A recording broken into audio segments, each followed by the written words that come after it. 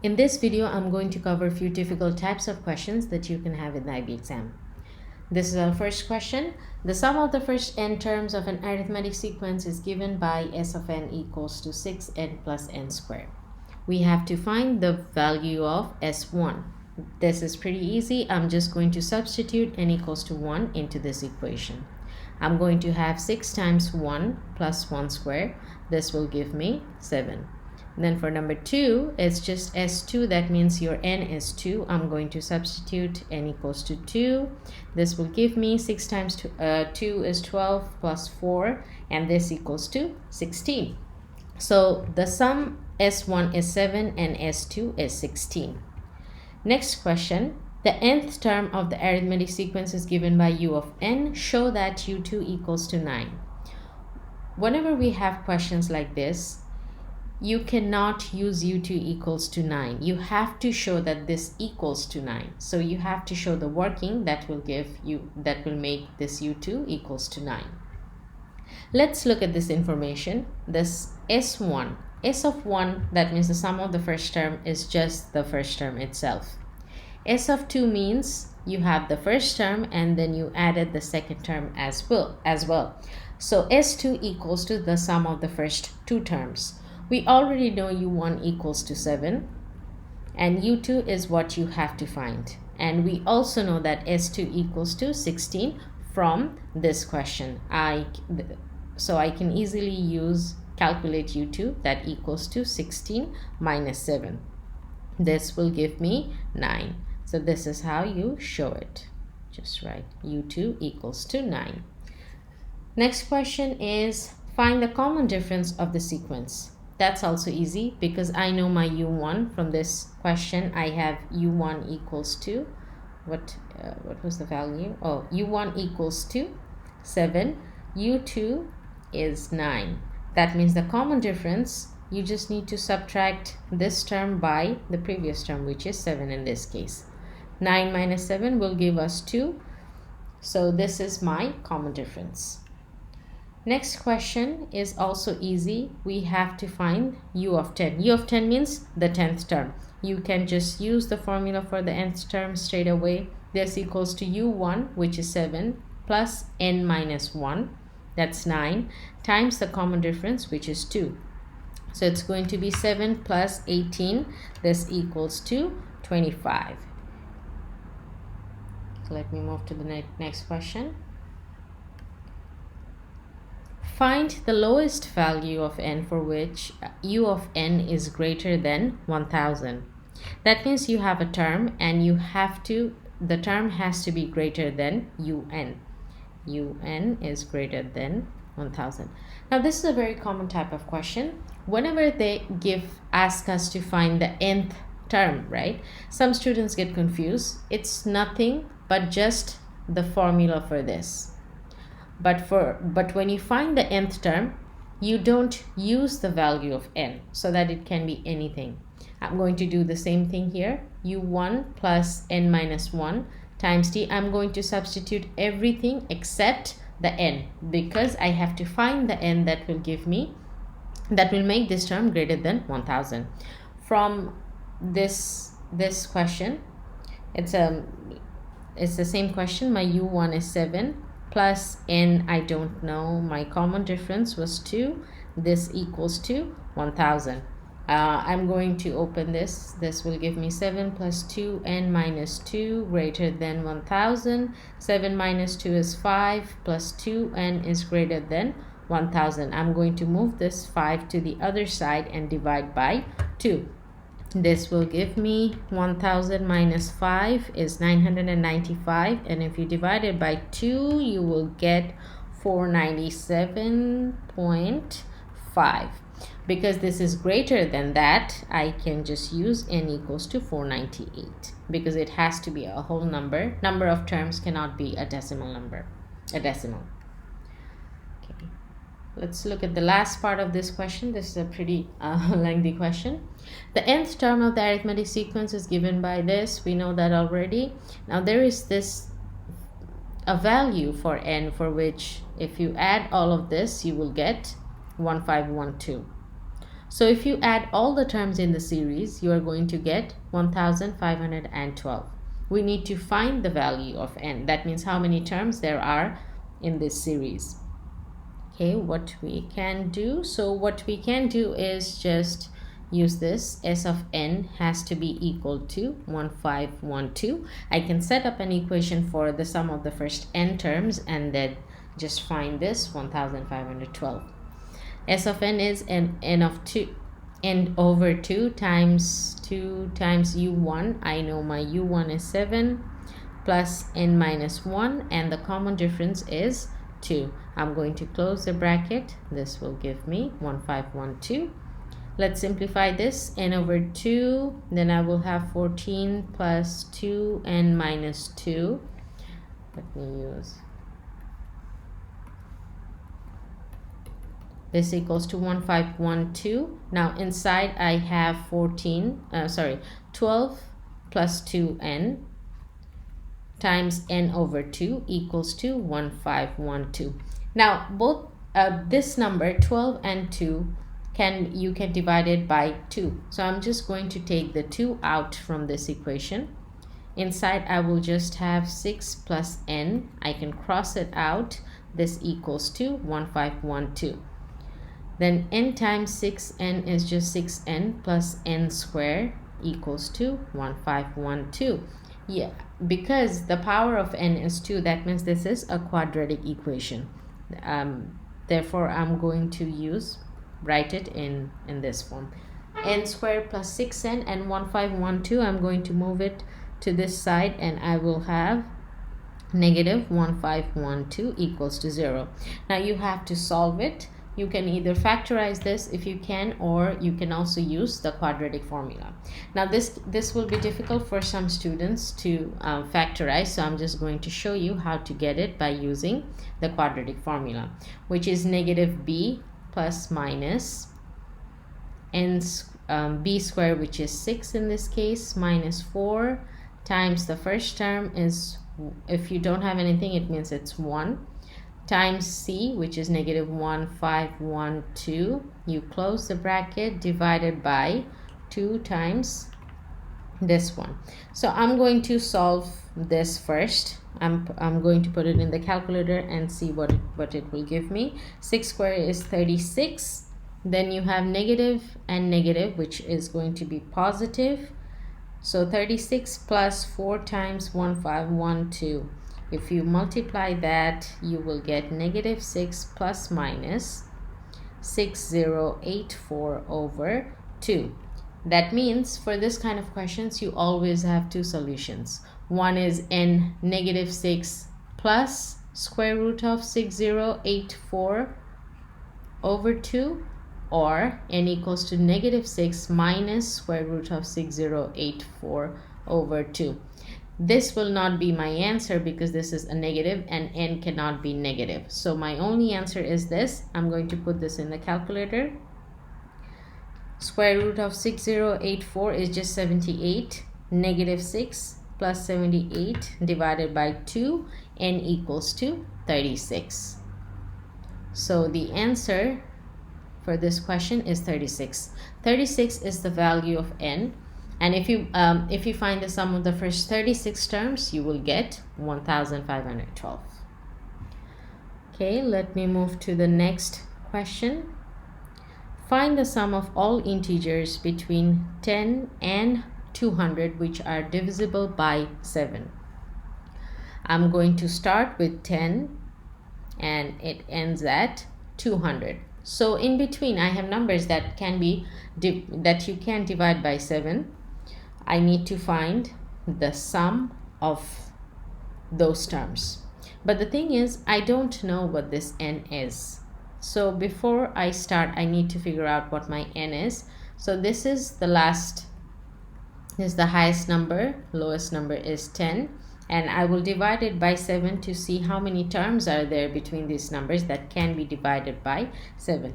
200 minus 10 is 190, divided by 7 is 27. 27.1 something. Because this is a decimal, that means you have to use 27. I'm just going to erase this and writing 27. Okay, I will also remove this. Okay, S of 27 equals to N of 2. But the thing is, I don't know anything about, I don't know what the first term is. Even if the lowest number is 7, it doesn't mean it starts from 7. Because you have to, the number has to be divisible by 7. And the only number that's divisible after 10 is 7.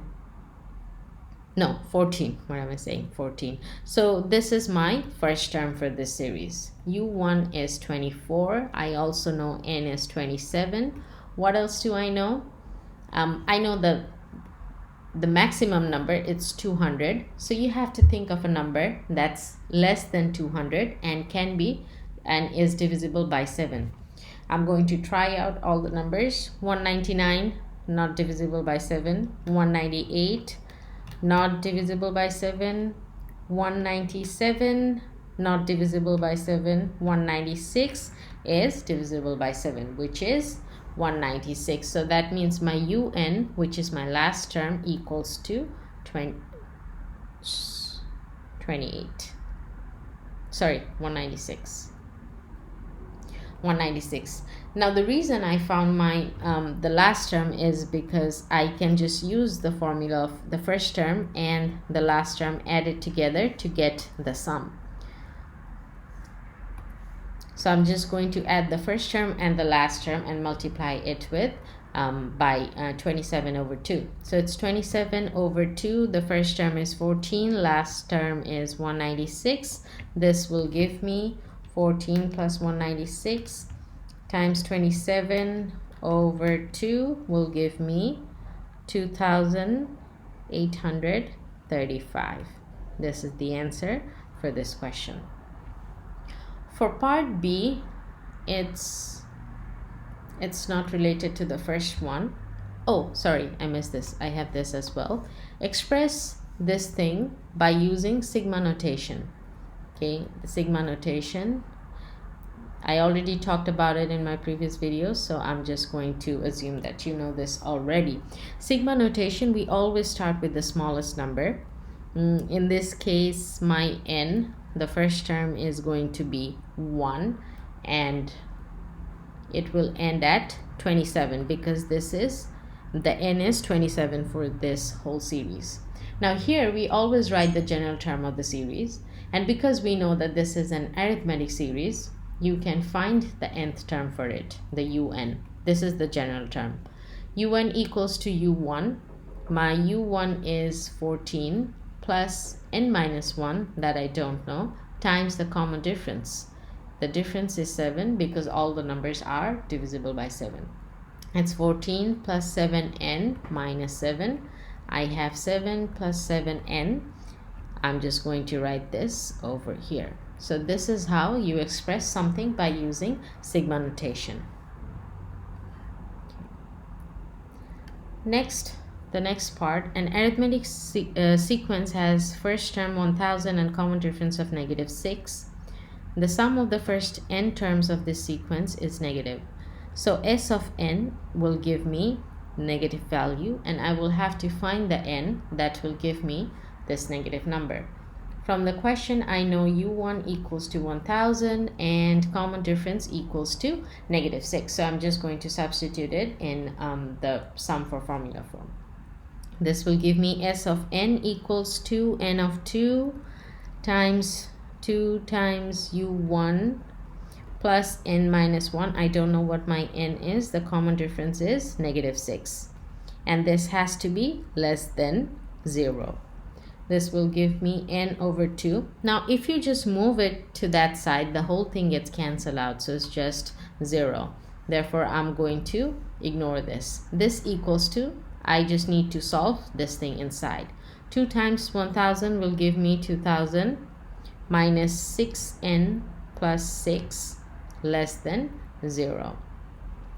2000 plus 6 is 2006. And then I'm going to move this n to the other side. This will give me 6n. I'm going to divide 2006 by 6. I will get this equals to 334.33 greater than n. That means n has to be greater than this term. I'm just going to take the next term, which is 335. Okay, next question. We are almost there. Number 13. An arithmetic sequence V1, V2, V3 is such that V2 equals to U2 and V4 equals to U4. Now this is the second part of some question. You don't I'm not going to do the first part because that's geometric series. We will do that later on. So I just copied the answers from the first part, which is V1 was 13. The first term is 13 and the common difference is -4. The question is, we have to find the greatest value of n such that this is greater than 0. Now what does it mean? This sign, it means it's sigma. Sigma means sum. So this question means the sum of this series has to be greater than 0. So I'm just going to use the formula for the sum. N I don't know. This is the n starts with 1 and ends with n. That means you have to find the sum of the first n terms. I'm going to write n over 2 times 2 times u1. In this case, it's 13. 2 times u1 plus n minus 1, I don't know what that is, times the common difference, which is -4. This has to be greater than 0. Again, I can just move it to the other side and that becomes 0. So inside I have 13 times 2, which is 26. 26. -4 times n is -4, and -4 times -1 is +4, is greater than 0. I'm going to move this 4n to the other side. This side I will have 30. This side I have 4n. So if you divide 30 by 4, you will get 7.5. N has to be less than 7.5. Therefore, I'm just going to take n equals to 7.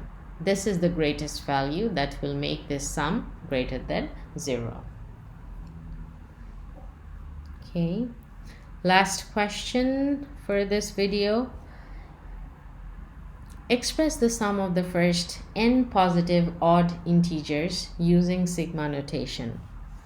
Okay, positive odd integers. So that means my first term is 3, first term is 1, second term is 3, third term is 5, and so on. If I have to find the general term of this, I will just use u1 plus n minus 1 d. u1 is 1, and I don't know. The common difference is 2. This will give me 1 plus 2n minus 2, that equals to 2n minus 1. The general term for this series is this, 2n minus 1, or the nth term. Now let's see how we can express by using a sigma notation. Because I know there are n terms to this, that means the highest number of terms is just n. So I will write it on here because we always write the upper limit here. Here we start with the lowest value, so I'm just going to write maybe k, or you can assign any random letters, that equals to 1. So it starts with n equals to 1 and it ends at n. I don't know what this is. Here we write the general term. In this case, it's 2n minus 1. Actually, I cannot use n here because I used k. You have to remember this when you write something by sigma notation. So that means when you want to find the first term, you substitute k equals to 1 into this. When you want to find the second term, you substitute k equals to 2 in this. Number 2, show that the sum stated above is n squared. I have to show that s of n equals to n squared.